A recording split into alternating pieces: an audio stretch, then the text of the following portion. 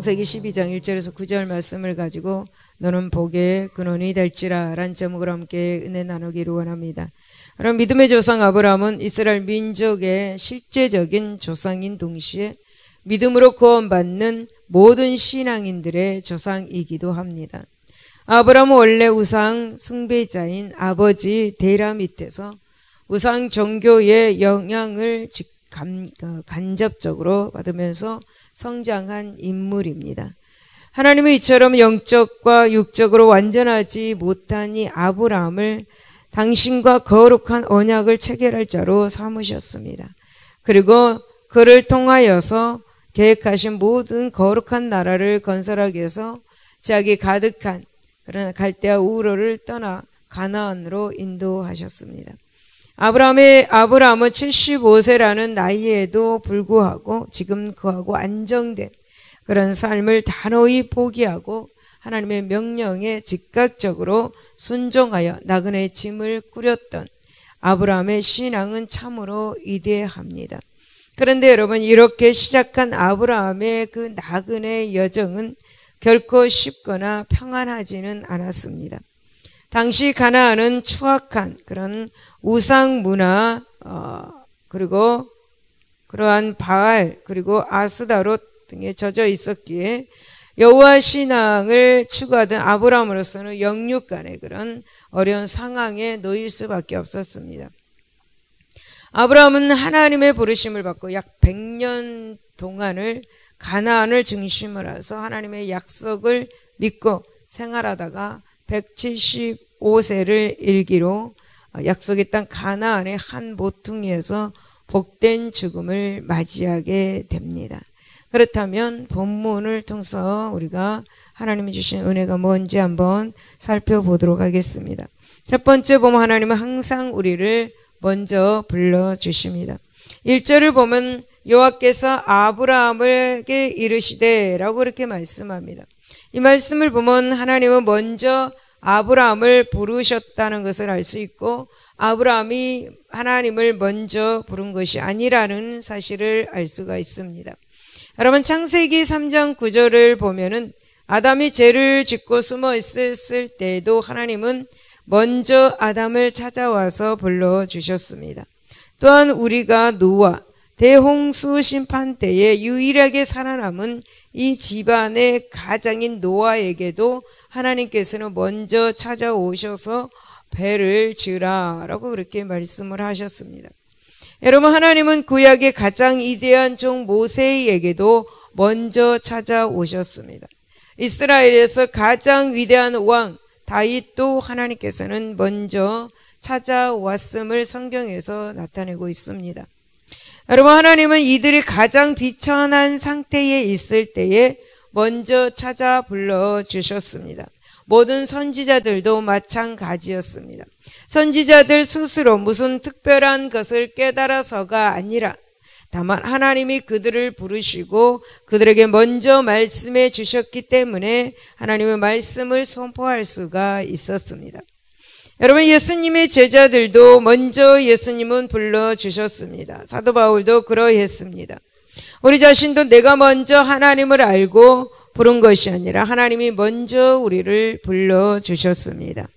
여러분, 이사야 45장 4절은 내가 나의 종 야곱 내가 택한 자 이스라엘 곧 너를 위하여 내 이름을 불러 너는 나를 알지 못하였을지라도 내게 칭호를 주었노라 먼저 불러주셨다라는 것입니다.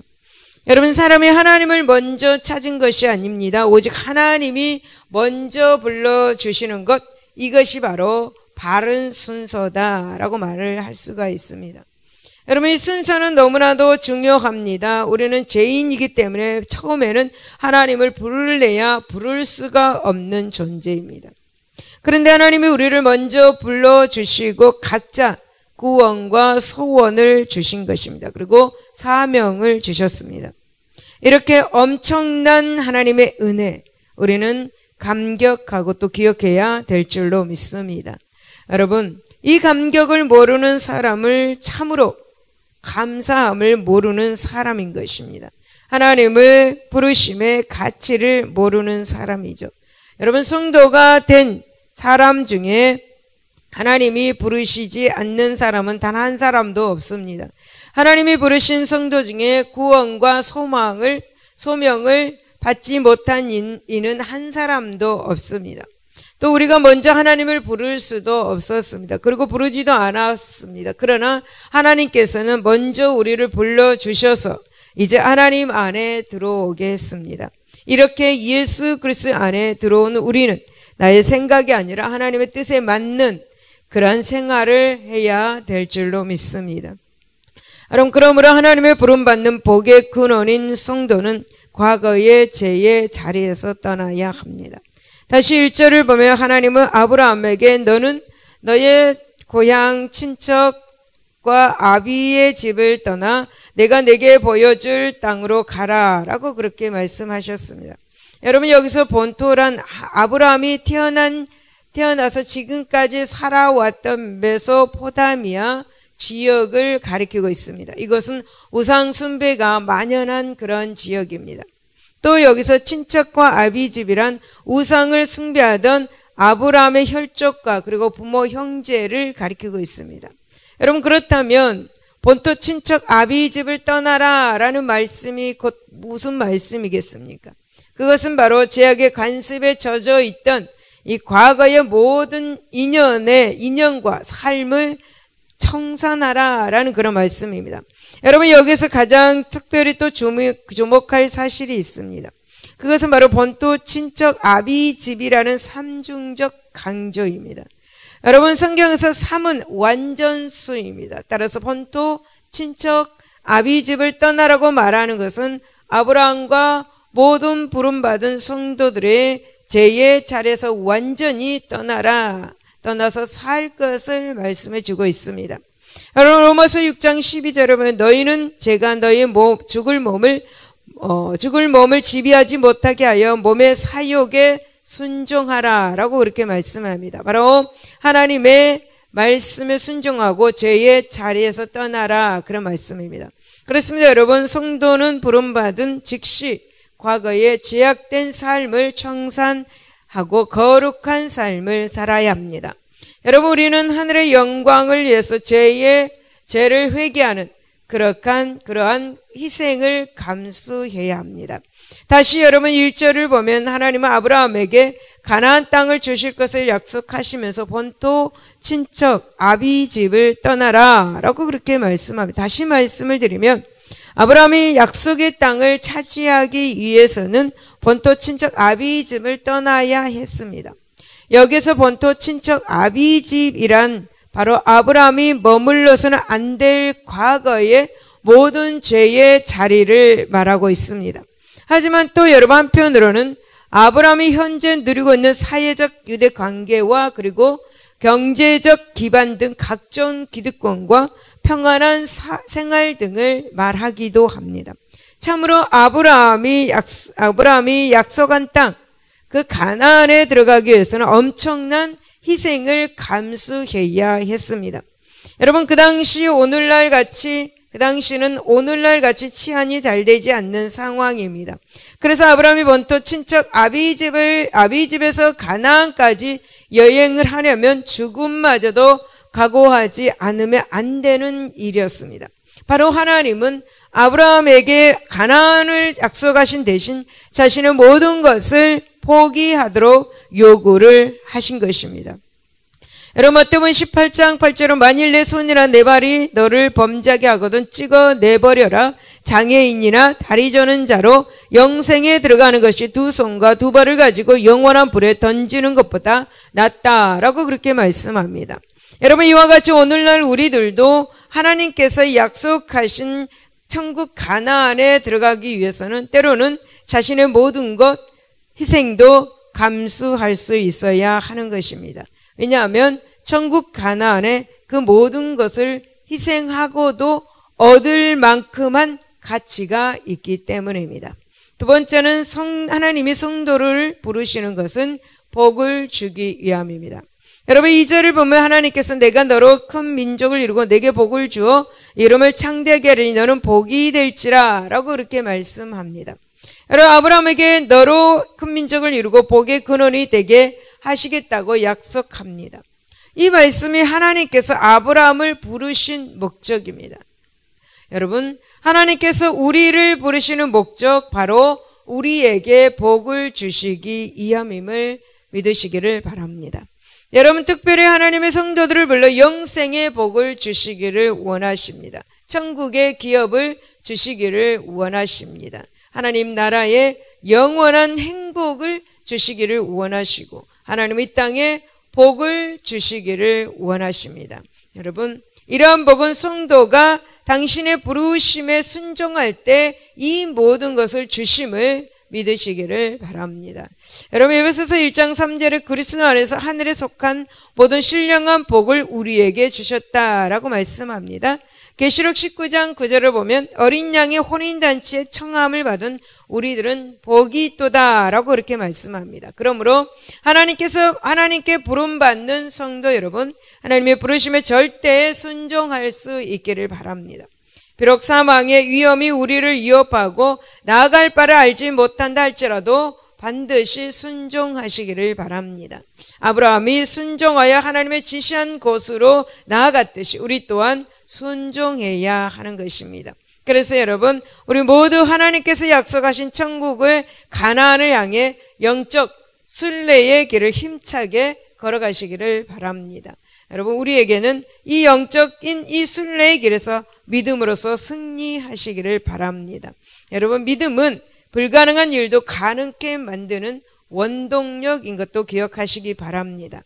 여러분, 2절을 보면 하나님께서는 아브라함을 부르시며 그로 하여금 큰 민족을 이루게 하겠다, 이렇게 약속을 말씀하고 있습니다.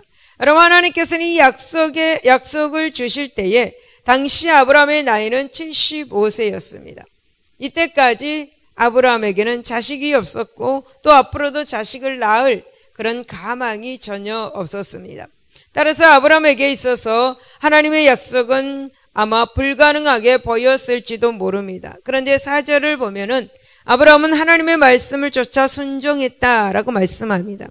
여러분, 이것은 아브라함이 하나님의 말씀의 그 약속을 그대로 신뢰했다라는 그런 말씀이겠죠.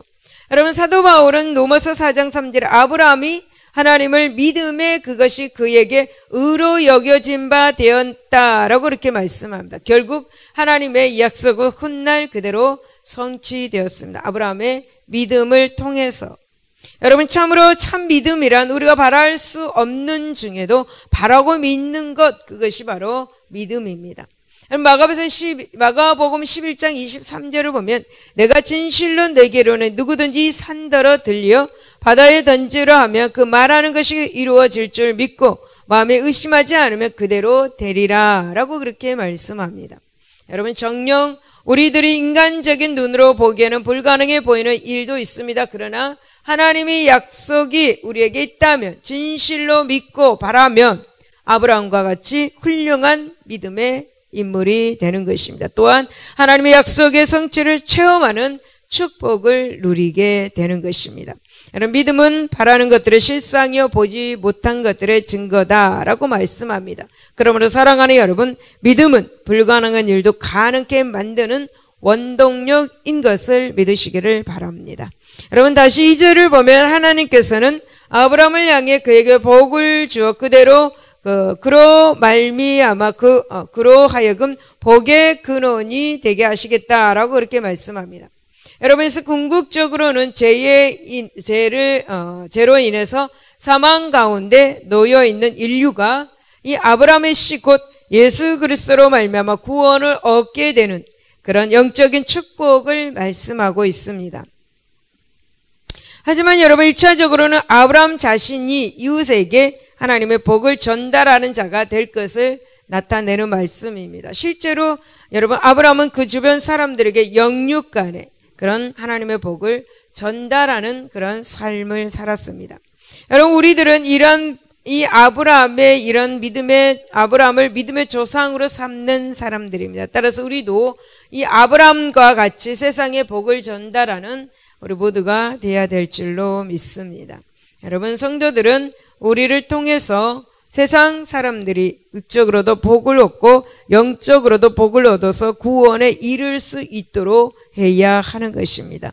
여러분 사도행전 3장 26절에 보면 하나님은 그 종을 세워 복 주시려고 너에게 먼저 보내사라고 이렇게 말씀합니다. 여러분 하나님은 예수 그리스도를 우리에게 복 주시기 위해서 예수님을 먼저 우리에게 보내주셨습니다. 이를 위해서 성도들은 육적으로는 가난하고 환난에 처한 자들을 돕기에 힘쓰고 영적으로는 구원의 말씀을 전파하여서 세상 사람들로 하여금 하나님을 알고 믿게 해야 하겠습니다. 여러분 3절을 보면 너를 축복하는 자에게는 내가 너를 복을 내리고 너를 저주하는 자에게는 내가 저주하려니 땅의 모든 족속이 너로 말미암아 복을 얻을 것이다 라고 그렇게 말씀합니다. 여러분 하나님이 아브라함을 축복하는 자에게 축복하고 또 저주하는 자에게 저주를 내리시겠다라고 그렇게 약속하는 말씀이죠. 여러분 이 말씀은 바로 하나님의 제3자로서 성도를 도와주는 정도가 아니라 성도와 한편이 되어 주시겠다라는 그런 말씀입니다. 약속이죠. 여러분 하나님은 우리를 지키시기를 원하시고 또 우리의 이렇게 오른쪽에서 그늘이 되시고 낮의 해가 우리를 상하게 하지 아니하고 밤의 달도 우리를 해치지 않게 하시겠다고 약속합니다. 악한 자가 만지지 못하도록 예수 보혈 흘러넘치게 하시는 하나님입니다. 할렐루야. 사랑하는 여러분, 생명의 주 되신 하나님과 한편이라면 얼마나 든든하겠습니까? 여러분 하나님은 전정으로 우리와 한편이고자 원하십니다. 여러분 혹 어떤 상황으로 두렵습니까? 불안합니까? 혹 사람이 두렵습니까? 여러분 하나님은 여러분의 각자의 편이십니다. 사람의 상황이 우리를 해치 못하는 거죠. 왜냐하면 우리는 복의 근원이기 때문입니다. 여러분 그렇다면 나는 하나님과 한편인 자로서 당당하게 행하고 있는가? 혹시 지금도 이 세상의 사람이나 세상에 속한 것들과 한편이 되고자 헛되이 애쓰고 있지는 않습니까? 여러분 하나님은 우리를 통해 이웃에게 복 주시기를 원하십니다. 이웃이 너로 말미암아 복을 얻을 것이다 라고 그렇게 말씀을 합니다. 여러분의 가정에, 여러분의 가족에게, 여러분에게, 이웃에게, 교회에 여러분을 통해 복을 얻기를 예수 이름으로 축원을 드립니다. 세 번째는 하나님은 작은 사람을 들어 크게 사용하십니다. 3절 후반절을 보면 하나님은 아브라함을 향해서 땅의 모든 족속이 너로 말미암아 복을 얻을 것이다 라고 그렇게 말씀을 합니다. 여러분 이 복은 아브라함이 받게 되는 복의 가장 마지막 복인 7번째 복입니다. 이 복은 엄청난 영적인 그런 복의 말씀입니다. 이 복은 아브라함의 후손 가운데서 온 세상을 구원할 예수를 낳게 하실 것을 가리키고 있습니다. 여러분 아브라함은 예수님의 조상까지 되었습니다. 그 아브라함은 그야말로 모든 만민의 복의 근원이 되는 근원적 복까지 얻게 되었습니다. 그런데 우리가 이 사실에서 주목할 것은 이 같은 엄청난 복을 받게 된 이 아브라함의 본래 모습입니다. 여러분 아브라함은 하나님께 부름받은 당시의 한 가정의 평범한 그런 가장에 불과한 그런 존재였습니다. 직업도 목축업에 불과했습니다. 하지만 여러분 하나님은 바로 그처럼 지극히 평범하고 보잘것없던 아브라함을 불러서 이스라엘 민족의 조상이 되게 하셨습니다. 또 예수 그리스도의 조상이 되게 하셨습니다. 여러분 모든 믿는 이들의 아비가 되는 아주 큰 축복을 받기도 하였습니다. 사랑하는 여러분, 하나님은 이와 같이 작은 사람을 들어 사용하시는 것을 여러분 기억하시기 바랍니다. 그래서 여러분 하나님의 구속 역사에서는 지극히 작은 사람들이 하나님의 큰 일을 이루고 밤하늘의 별과 같이 빛나는 것을 우리는 볼 수가 있습니다. 여러분 보십시오. 이스라엘 역사에서 찬란히 빛나는 이 다윗의 본래 신분이 무엇이었습니까? 지극히 보잘것없는 목자였습니다. 여러분 또 인류 구속을 성취하신 예수님의 세상적 신분이 무엇이었습니까? 목수였습니다. 이렇게 비천하고 지극히 작은 자들이 크게 쓰임 받았던 것을 성경을 통해서 알 수가 있습니다. 여러분, 그런데 세상의 역사는 어떻습니까? 일반적으로 위대한 왕이나 용사들이 그 주역이 되고 그들의 손에 세상 역사가 좌우되는 일이 많습니다.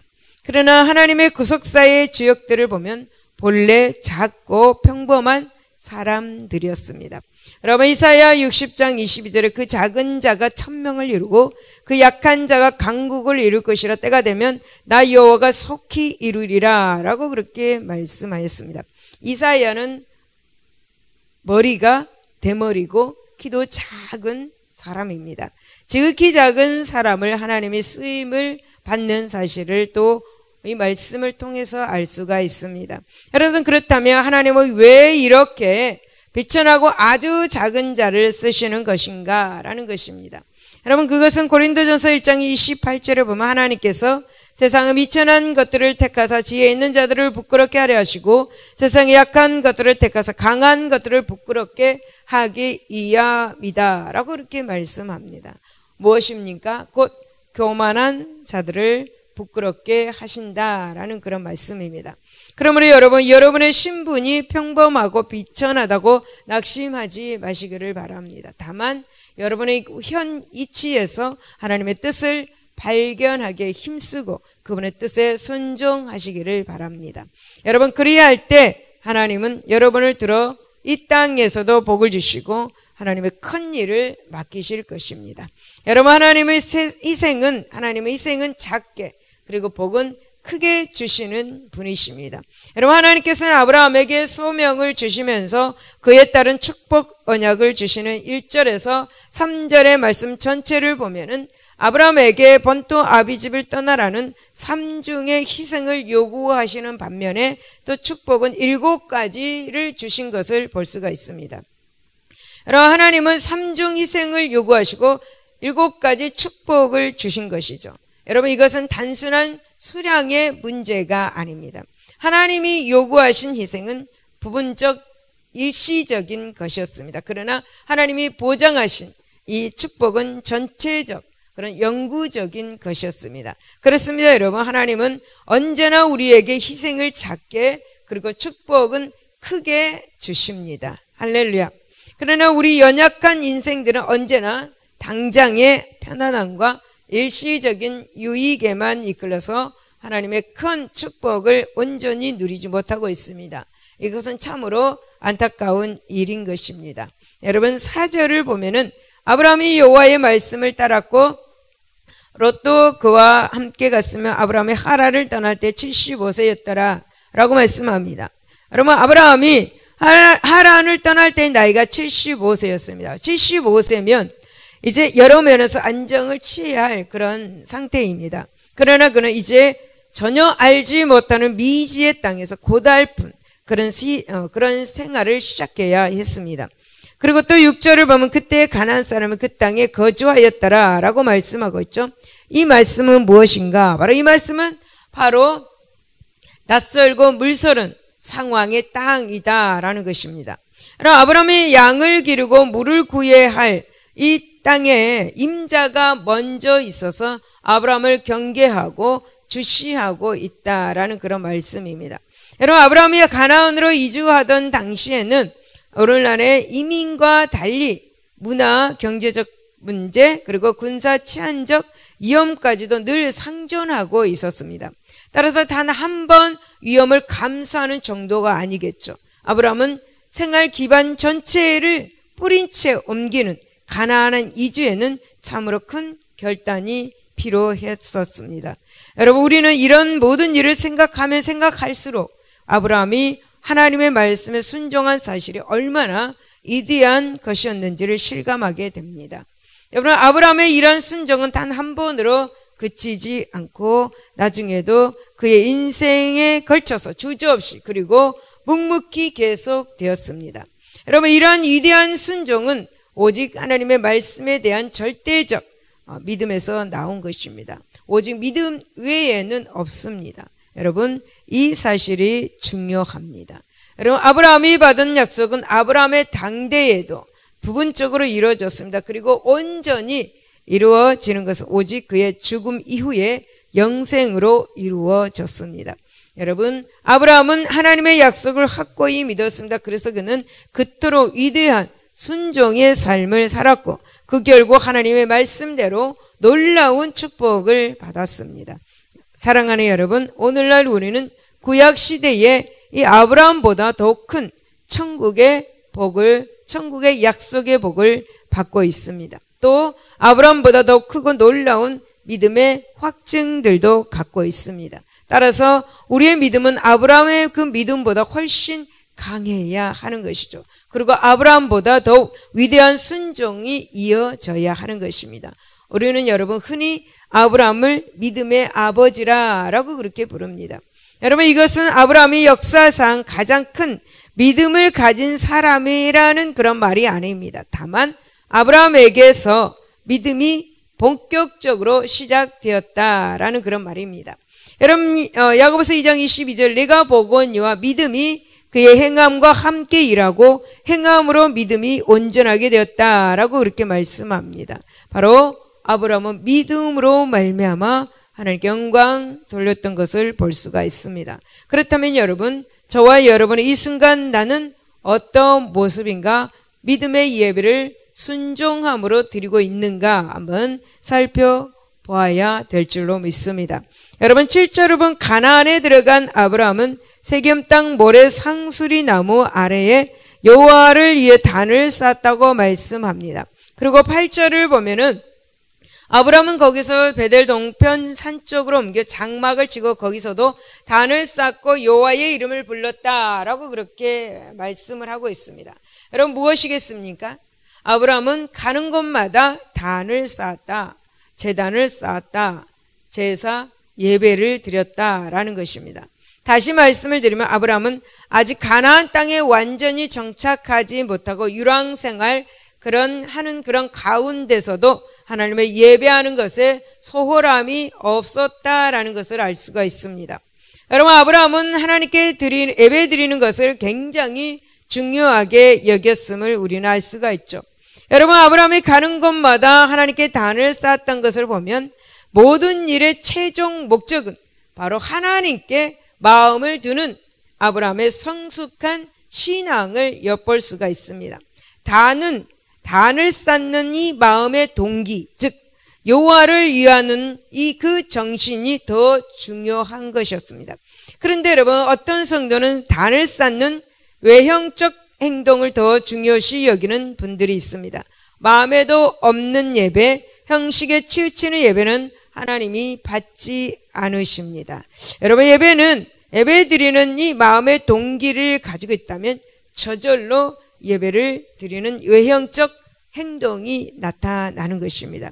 여러분, 만약에 아브라함이 하나님을 위한 것이 아니라 자기 스스로를 위하는 단을 쌓았다면 이것은 하나님께서 미워하시는 형식적인 신앙생활에 지나지 않았을 것입니다. 여러분, 예배는 하나님께 감사와 찬송과 그리고 기도를 드리는 행위입니다. 예배는 창조주 하나님과 피조물인 사람이 이렇게 나누는 교제의 가장 응축된 그리고 결정적인 순간입니다. 또 사람이 하나님으로부터 때마다 각대에 맞는 그런 은혜를 전달하는 확실한 통로이기도 합니다. 여러분, 시편 29편 2절에 보면 여호와께 그의 이름에 합당한 영광을 돌리며 거룩한 옷을 입고 여호와께 예배할지니라 라고 그렇게 말씀합니다. 여러분, 그러므로 하나님의 자녀인 우리들이 하나님의 예배하는 일보다 더 소중하고 귀한 일도 없는 것이죠. 그런즉 우리 성도들은 어떤 정황 속에 있든지 하나님을 늘 기억하고 하나님께 예배를 해야 될 줄로 믿습니다. 우리가 가는 그곳마다 앉아서 하나님께 예배 드리는 처소가 분명치 않는다면 그곳에서 하나님께 기도 드리는 것, 기도의 예배를 드리시기를 바랍니다. 여러분, 그리할 때 절망도 소망으로, 슬픔도 기쁨으로 변화되어서 독수리가 날개치며 하늘을 올라가듯 힘찬 삶을 살게 될 것입니다. 복의 근원인 우리들도 더 큰 하늘의 복과 땅의 복을 받을 것을 믿으시기를 바랍니다. 결론입니다. 여러분, 우리들이 비록 고난과 눈물과 탄식이 상종하는 이 세상의 일일지라도 활기차게 능력 있게 살아가지 못하고 오히려 무기력하고 힘없이 살아가는 때가 많이 있습니다. 그러면 과연 이런 침체된 삶에서 헤어나올 방도는 없겠습니까? 물론 있습니다. 그것은 우리의 삶 중심의 생명과 소망의 원천인 하나님과 그분을 말씀을 두는 것입니다. 또 자기가 처한 곳이 어디가 되든지 항상 하나님을 찬양하며 하나님의 영광을 높이 드러내고 그분과 동행하는 것입니다. 정녕 이처럼 살아갈 때 우리에게는 세상이 알지 못하는 신령한 그런 기쁨과 세상에 경험하지 못하는 놀라운 은혜가 우리가 삶에 있어서 차고 넘칠 것입니다. 사랑하는 여러분, 우리는 예수를 믿음으로 하나님의 자녀들이 되었습니다. 우리 모두는 복의 근원입니다. 복의 근원인 우리는 가는 데마다 삶의 자리에서 복의 근원답게 사시기를 바랍니다. 그리할 때 분명코 하나님은 우리의 삶에, 우리의 가정과 교회에 기쁨이 넘쳐나게 될 줄로 믿습니다. 기도하겠습니다.